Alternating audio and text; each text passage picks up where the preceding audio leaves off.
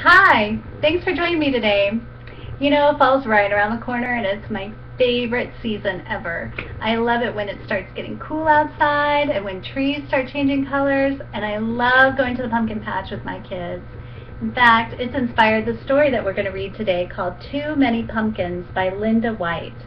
Let's go ahead and get started. Every year at springtime, Rebecca Estelle planted just enough seeds in her garden to grow vegetables for the long winter. She planted carrots and beans, tomatoes and peas, corn and rutabagas. She grew a little bit of everything except pumpkins. Rebecca Estelle hated pumpkins. When she was a little girl, money had been scarce. For an entire month, all there had been to eat were pumpkins. Baked pumpkins, steamed pumpkins, boiled pumpkins, stewed pumpkins, mashed pumpkins, rotten pumpkins, breakfast pumpkins, lunch pumpkins, dinner pumpkins, enough pumpkins. When things finally improved and there was enough money to buy food, Rebecca Estelle decided she would never eat pumpkins again, or even look at one. Not ever. And she didn't, until one autumn day, long after Rebecca Estelle's hair had turned snowy white. She was raking the leaves that fell each fall from her black walnut tree, and her cat, Esmeralda, was scattering them just as quickly. All of a sudden, the pumpkin truck passed by. Well, she'd heard it was coming, and she knew what it was. It rumbled by at harvest time every year. She turned her back and concentrated on picking up the last fallen leaf, and she managed to ignore the truck until, splat! An enormous pumpkin tumbled off the truck and smashed into slimy orange smithereens all over the edge of her yard. "You come back here and get this pumpkin," she yelled. But the driver sped away. Ooh, what a mess. "Well, I won't touch it," Rebecca Estelle insisted, getting her shovel from the barn. "And I won't look at it," she added as she shoveled dirt on top of the pumpkin pieces. "I won't think about that pumpkin ever again," she declared. And she didn't, until spring, when Rebecca Estelle was admiring the new sprouts in her garden. She noticed Esmeralda playing in some big green leaves growing at the edge of the yard. "How curious," she said, going over to inspect them. "I didn't plant anything there." And then Rebecca Estelle remembered the pumpkin truck and the slimy pumpkin smithereens. "Pumpkins!" she cried in disgust. "Come out of there, Esmeralda. I will not water those plants. I will not tend to them. I will ignore them and they will die." She picked up Esmeralda and stomped inside. But a week later, when Rebecca Estelle peered out of her window, she saw that those vines had grown. She tramped to the barn and got her garden tools and went to work on the pumpkin vines. She cut and dug until not one was left growing. "There now, there will be no pumpkins." She smiled and went back inside.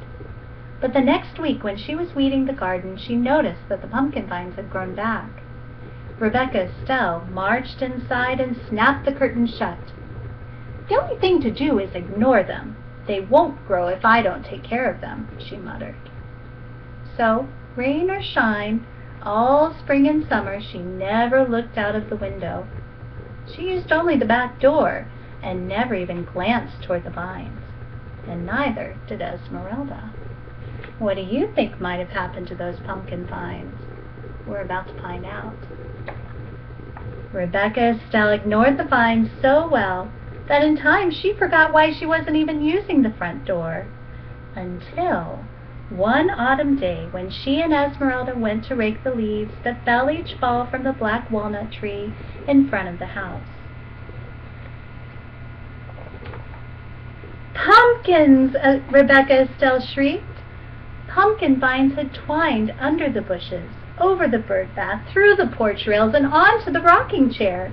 The entire yard was a sea of plump, round pumpkins.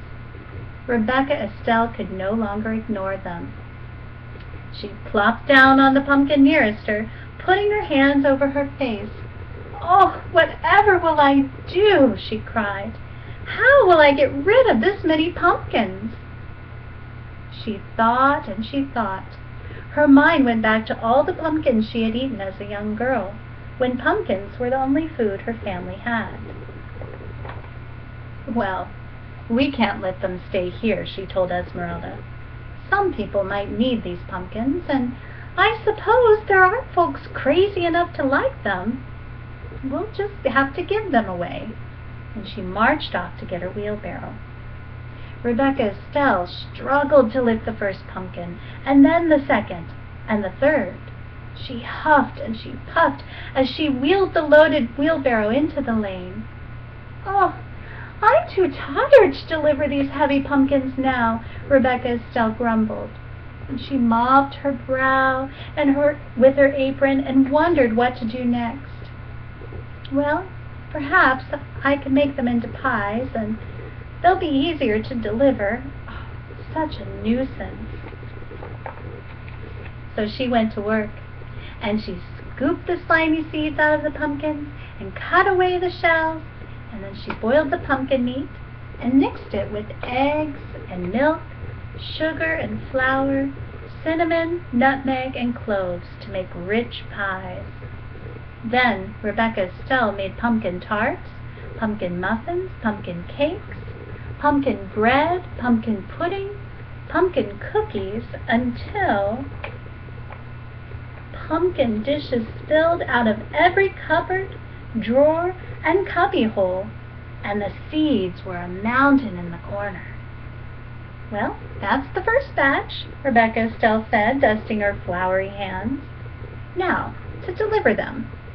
She put the wheelbarrow outside the kitchen door, and then loaded it with pumpkin treats. And when it was full, just the thought of delivering all those pumpkin dishes made Rebecca Estelle tired. "If only people would come get them," she said. And then she had an idea. Rebecca Estelle whirled around and hurried back into the house for a kitchen knife. "This should get people to come," she said. She took her knife and sat in the middle of the pumpkin patch. She carved a smiling face on a nice round pumpkin, a scary snaggletooth face on a tall thin pumpkin, and boo on a short squat pumpkin.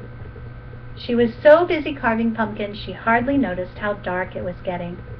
And when she could no longer see, she went to the shelf on the back porch and got the sack of candles that she kept for emergencies.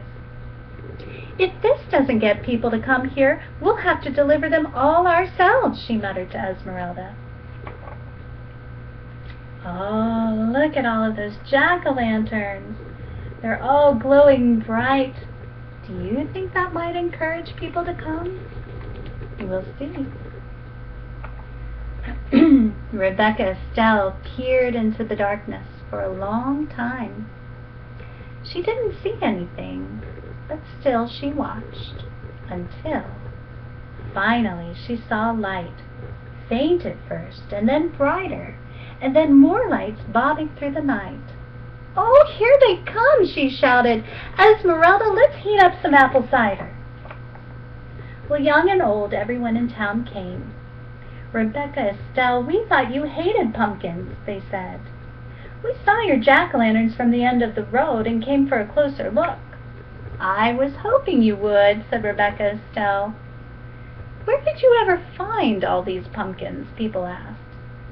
"I came by them quite by accident," Rebecca Estelle said, smiling. "Would you like some pumpkin pie? There's plenty." And she winked at Esmeralda. Everyone enjoyed the pumpkin pie and cider and had a good time. So did Rebecca Estelle. And when they were ready to go home, she made sure each carried a jack-o'-lantern, a bag of seeds for roasting, and a pumpkin treat. Rebecca Estelle gave everything away that reminded her of pumpkins that she hated, until all that remained was a handful of seeds. Those she tucked away into her pocket, where they would be safe until planting time next spring. The end.